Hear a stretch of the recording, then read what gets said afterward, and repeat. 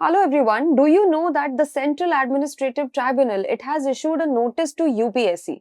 Yes, you heard it right. It is because of a petition which was filed by candidates who have challenged the 8 questions from GS paper 1 of prelims 2026.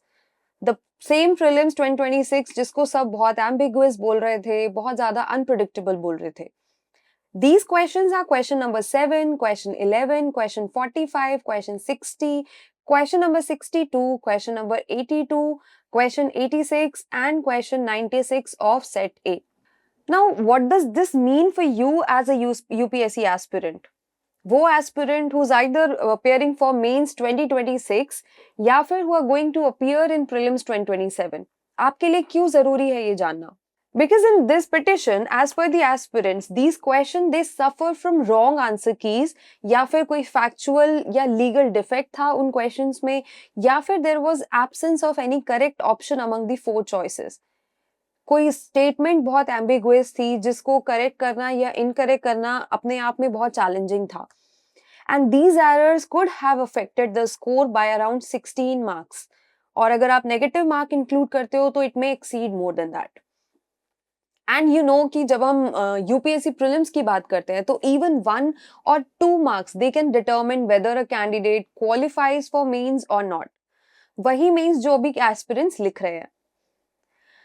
Though we know that UPSC has dropped one question this year from GS1 क्योंकि हमने अभी provisional की देखा उसमें हमने देखा that UPSC has dropped one question from it. और वो क्वेश्चन भी यूपीएससी ने क्यों ड्रॉप किया होगा may be because there were no single correct options given in that question. वहां पर ऐसा लगा कि कोई भी एक करेक्ट ऑप्शन हो ही नहीं सकता जो यूपीएससी ने ऑप्शंस हमें दिए हैं. So maybe that's why UPSC decided that the safest way here was to remove the question completely from the evaluation. Now, candidates in the petition, they claim that they did not simply challenge these questions after the result. They submitted a detailed objections through UPSC's question paper representation portal, जिसको हम QPREP बोलते हैं, जो exam के कुछ बाद में की रिलीज होने के बाद यूपीएससी ने एक्टिवेट किया था और जो ऑफिशियल टाइम दिया गया था उसी के अंदर कैंडिडेट्स ने रिप्रेजेंटेशन अपना फाइल किया था. But they did not receive any information about UPSC that whether they have accepted their objections or they have rejected their objections. So this was also an ambiguous action that has happened.